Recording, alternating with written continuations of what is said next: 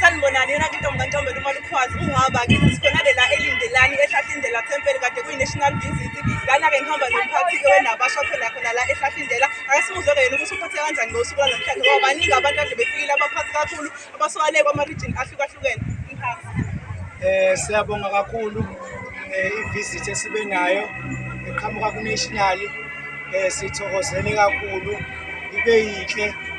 Ngiyithatha njengokuthi ibizovuselela abantwana basehlahlindlela abathanda inabasho ukuthi bayiphile kakhulu. Sithokozile sonke, sithokozile nokubambisana siyithempeli, sabambisana namazoni, sabambisana ne-sub-region yakwaPinki, sabambisana ne-Middle Coast region kwi-region yethu. Sithokozile nje sibona abantu abaqhamuka kuma-sub-region ahlukene nakuma-region ahlukene. Sithokozile nje khona abantu abangekho kwinabasho namhlanje kodwa abanethemba ukuthi abanesifiso ukuthi bangene kwinabasho. Wena baba ungaba-advise kanjani lapho emathempeleni ukuthi abenze baqekele ukuthi iy'ngane zingene kwinabasho ngoba ziningi izinto ezenziwa kwinabasho amanye amathempeli angazenzi. Inabasho bafowethu engingakusho iyaliqinisa ukholo ebantwaneni ngoba abantwana yenzeka kwesinye isikhathi inkonzo makuthiwa kuyashunyayelwa ibabhora. Kwanabasho kunama-activities amaningi akhona avuselela abantwana ukuthi bakhonze ushembe, bekhonze unyazi lezulu.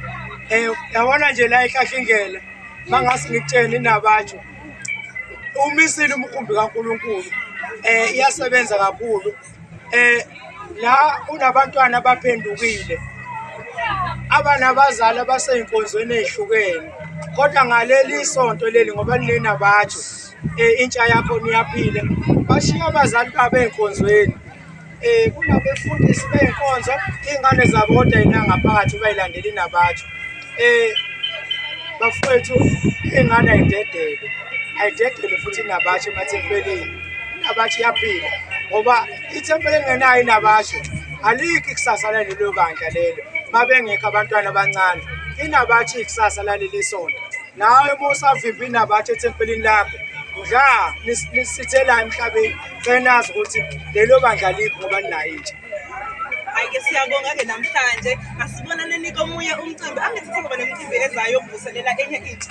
Sakhona imicimbi ama-visit e-sub-region, sakhona ama-visit amazoni. Kusazoba khona nje ama-visit njengoba kade nizwa unobhala wethu waka-MCR ku-Middle Coast ubaba uNgcobo kade memezela ngaphakathi ama-date azoba khona. Sazoba mnandi nje bafowethu esontweni. Asihlaleni nje sinethezeke nomkhumbi onyazi. Sithanda inabasho thina ukuzivuselela manje ukuthi kufanele siqale manje isuka ngesonto elizayo.